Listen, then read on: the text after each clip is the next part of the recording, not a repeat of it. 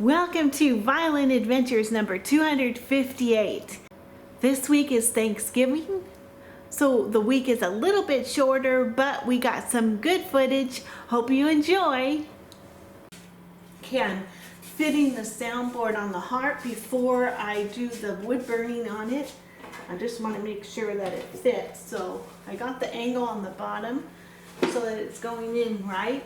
And now we just need to put a little bit of an angle on the top here so it'll snap right in there.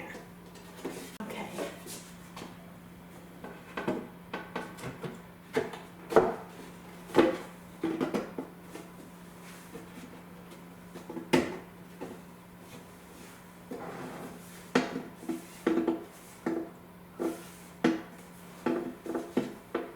Okay, it looks like I just need to thin down this side a little bit.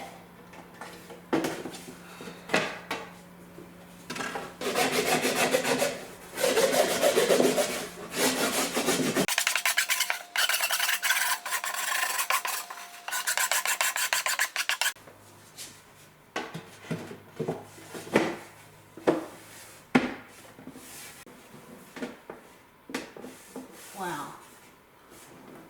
That is so close.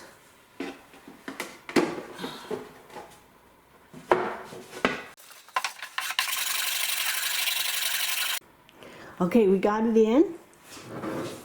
It's fitting really nicely. The next thing we want to do is open this box and see what's in here. So here we have our wood burning tool. So I'm going to warm this up and we'll get busy, decorate that soundboard.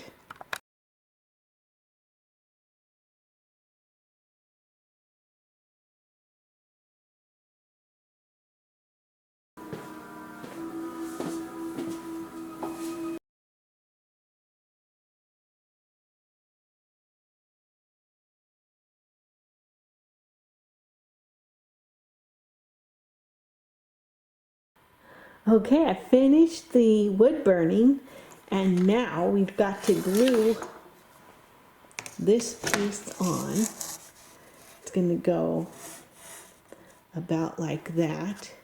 Okay, we've got our hot hide glue and we're ready to glue on this first strip.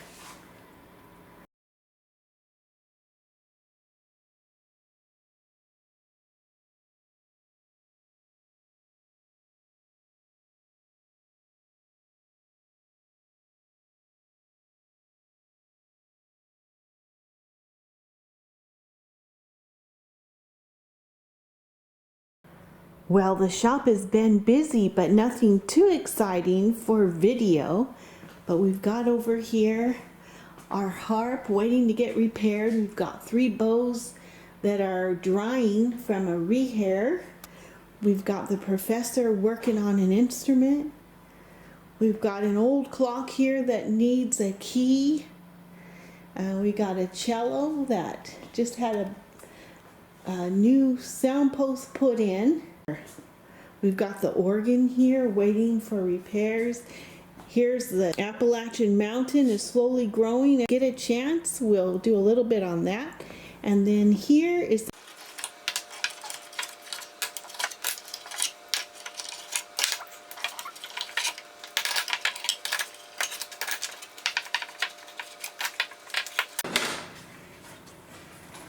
okay, there's the front side finished. And since I am using the old parts, I just realized I need to go ahead and drill through this so that we can line up this piece.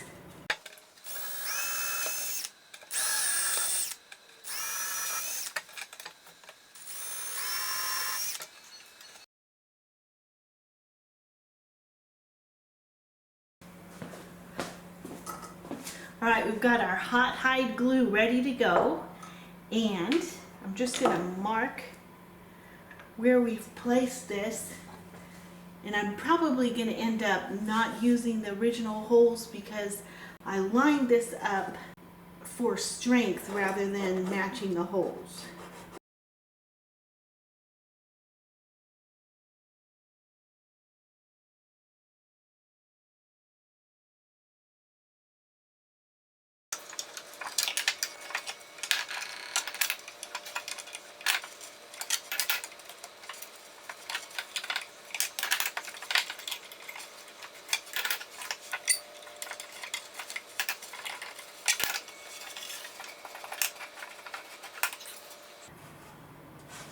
There it is. We need to sign the back, number it, and drill the final holes.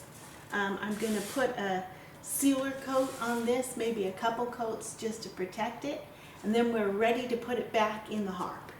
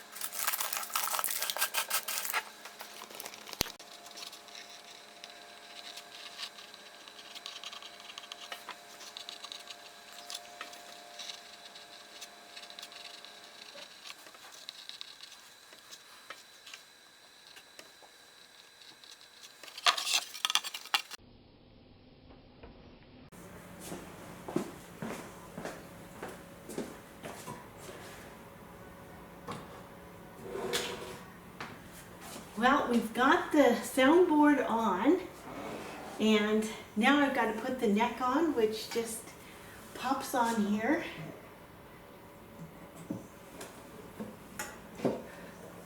There we go. Next comes the strings, and the strings are going to take a while to get in, and then a few days to get up back in tune. So here it is, and maybe next week we can hear the harp. But everything worked out real nicely. I put on the baseboard on the back, not trying to line up the holes, and they actually lined up. So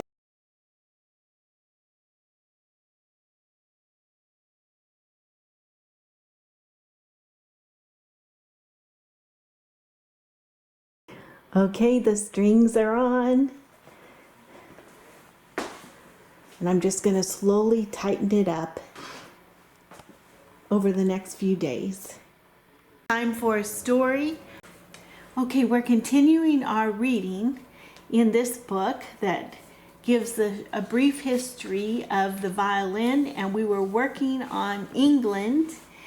So it says, we have now arrived at the close of the 17th century, by which time the supremacy of the violin was established not only in England, but in all countries where culture and the fine arts march hand in hand.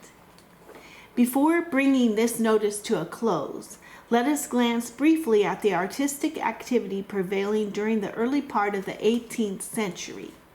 In his workshop at Cremona would be found the great violin maker Antonius Stradivarius, producing those inimitable instruments which have rendered him so famous. We find Corelli at the head of the first school of violinists at Rome, of which he was the founder, turning out pupils destined to shed luster into whatever country they carried their art, and writing those immortal sonatas that will ever retain their high character as examples of tonal purity, and with Boccherini laying the foundation of chamber music. In 1714, the arrival in England of Geminiani and Veracini, the great Italian violinists, contributed to make the violin more popular as well as to advance the practice of execution. They also supplied their performers on that instrument with compositions far superior to any they had possessed prior to their arrival. The establishment of Italian opera in England served to raise up a host of violinists who were not slow in availing themselves of the facilities afforded them for studying under the great Italian masters continually visiting this country. The result has been that England at the present day is able to point with pride to some of the most notable performers on the violin as belonging to her ranks. Now we move on to Italy.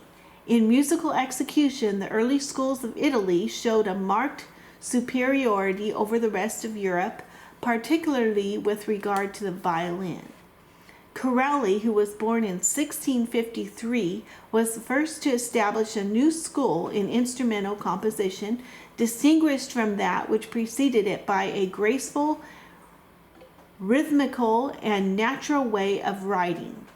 He was the first composer who brought the violin into repute, and his originality, facility, and delicacy of style greatly contributed to the popularity of the violin. He was founder of the Roman, or what may now be called the ancient school of violinists, and obtained the proud title of Princeps Musicorum. After the publication of Corelli's works, there was scarcely a town in Italy where the violin was not cultivated, and in which some distinguished performer on the instrument did not reside. Most of his contemporaries formed themselves on this model. Tartini was born in 1692. The most celebrated performer on the violin of his day, formed all of his scholars on the solos of Corelli. He was the first to observe the phenomenon of the third sound, which he did in the year 1714 at Venice. This is the resonance of a third note when the two upper notes of a chord are sounded, and may be distinctly heard if a series of consecutive thirds are played on the violin, they being perfectly in tune. Let us now briefly notice the two great Italian schools of violin makers which, up to the end of the 17th century, had been called into existence. The first was the Brescian school, the founder of which was Gasparo da Salo.